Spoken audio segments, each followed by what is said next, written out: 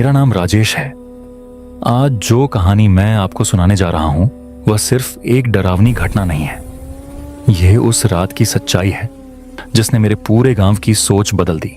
हमारा गांव बहुत छोटा है, चारों तरफ खेत, बीच में कच्चे रास्ते और गांव से थोड़ी दूरी पर एक घना जंगल।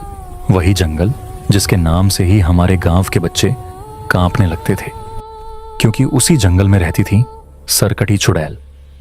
मैं बचपन से उसकी कहानियां सुनता आया था।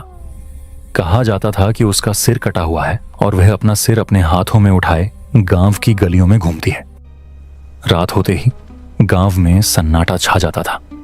दीपक बुझा दिए जाते थे, खिड़कियां बंद कर दी जाती थीं और हर कोई भगवान का नाम लेने लगता था। उस दिन भी कुछ ऐसा ही हुआ। अंधेरा होते ही मेरे पिता घबराए हुए अंदर आए। राजेश, जल्दी करो, उस चुड़ैल के आने का समय हो गया है। अगर उसे हमारे घर में रोशनी दिख गई तो वह यहीं आ जाएगी। मैं दौड़कर अंदर गया और घर के सारे दीपक बुझा दिए। पूरा घर अंधेरे में डूब गया। मेरे दिल की धड़कन इतनी तेज थी कि मुझे लग रहा था चुड़ैल तक सुन लेगी। मैं और पिता खिड़की के पास जाकर छुप गए। हम सांस तक नहीं ले रहे थे। तभी दूर से कुछ आता दिखाई दिया। पहले सिर्फ एक काली परछाई, फिर धीरे धीरे वह साफ दिखने लगी। वह चुड़ैल थी। उसका शरीर झुका हुआ था। एक हाथ में उसने अपना कटा हुआ सिर पकड़ा हुआ था। उस सिर की आंखें खुली थीं और मुंह पर एक डरावनी मुस्कान थी। मेरे पूरे शरीर में सिहरन दौड़ गई। वह हमारे घर के सामने से गुजरी। मैंने आंखें बंद कर लीं। कुछ सेकंड बाद पिता ने धीरे से कहा, शुक्र है भगवान का, आज बच गए। उस रात मुझे नींद नहीं आई। सुबह होते ही गांव में वही चर्चा शुरू हो गई। राजेश भाई, तुमने कल रात सरकटी चुड़ैल देखी? मैंने सिर हिलाया। हाँ भाई, वह मेरे घर के सामने से ही गुजरी। एक बूढ़े काका बोले, तुम जानते हो उसका सिर क्यों कटा है? मैंने कहा, नहीं। तब उन्होंने बताया, बहुत साल पहले वह चुड़ैल ऐसी नहीं थी। वह रोज गांव में आती थी और लोगों को उठा ले जाती थी। डर से तंग आकर गांव वालों ने उस पर हमला कर दिया। भीड़ ने उसका सिर काट दिया और शरीर के टुकड़े जंगल में दफना दिए। लेकिन काका बोले, ऐसी आत्माएं मरती नहीं हैं। कुछ समय पहले जंगल में खुदाई हो रही थी। उसी खुदाई में उसका सिर आजाद हो गया और तभी से वह सिर कटी चुड़ैल बनकर लौट आई। उस दिन पहली बार मुझे समझ आया कि हम सब ने मिलकर शायद बहुत बड़ी गलती की थी। डर के मारे गांव वालों ने उसे मारने की कई साजिशें रची।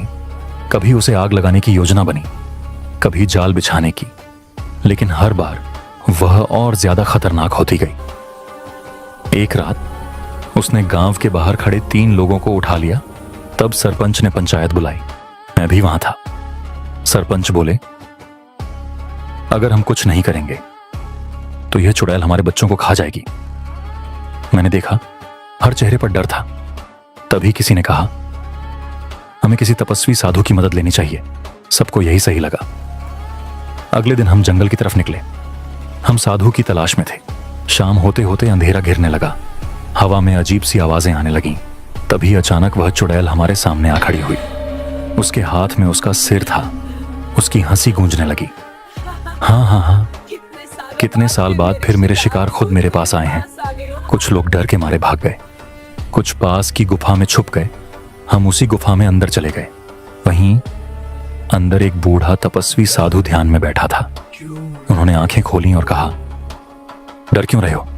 सरपंच बोले, गांव पर सरकटी चुड़ैल का आतंक है। साधु ने गहरी सांस ली। तुम लोग उसे मार नहीं सकते क्योंकि वह पहले ही मारी जा चुकी है। हम सब चौंक गए। तो फिर क्या करें? साधु बोले, उसे मुक्त करना होगा। उन्होंने बताया कि चुड़ैल का श्राप तभी टूटेगा जब उसका सिर उसके धड़ से जुड़ जाएगा। लेकिन यह काम कोई भी नहीं कर सकता। इसके लिए पवित्र आत्मा चाहिए जिसने कभी छल कपट न किया हो। हम सब चुप हो गए। सच ये था कि गांव में ऐसा कोई नहीं था। तभी मेरा बेटा छोटा सा मोहन मेरे पास आकर बोला, बाबा मैं करूंगा। मेरी सांस अटक गई। नहीं बेटा, तू बच्चा है। लेकिन साधु ने मेरी तरफ देखा। बच्चे सच में भगवान का रूप होते हैं। हम सब बाहर निकले। रात हो चुकी थी। चुड़ैल सामने खड़ी थी। मैं कांप रहा था। मैंने मोहन को पीछे छुपा लिया, लेकिन वह अचानक दौड़कर चुड़ैल के पास चला गया। उसने बिना डरे चुड़ैल का सिर उठाया और उसे उसके धड़ पर रख दिया। एक पल के लिए सब थम गया। मुझे लगा अब सब खत्म, लेकिन इस बार उसका सिर नीचे नहीं गिरा। एक तेज रोशनी फैली। चुड़ैल चीख पड़ी और फिर वह एक साधारण औरत में बदल गई। उसकी आंखों में आंसू थे। मुझे मुक्त करने के लिए धन्यवाद। मैं श्राप में बंधी हुई थी। उसने मेरे बेटे के सिर पर हाथ रखा। लोग सही कहते हैं, बच्चे सच में भगवान का रूप होते हैं। फिर वह रोशनी में विलीन हो गई। उस रात के बाद गांव में कभी कोई चुड़ैल नहीं आई। आज जब मैं यह कहानी सुना रहा हूं, तो बस एक बात कहना चाहता हूं। डर से हिंसा जन्म लेती है, लेकिन करुणा से मुक्ति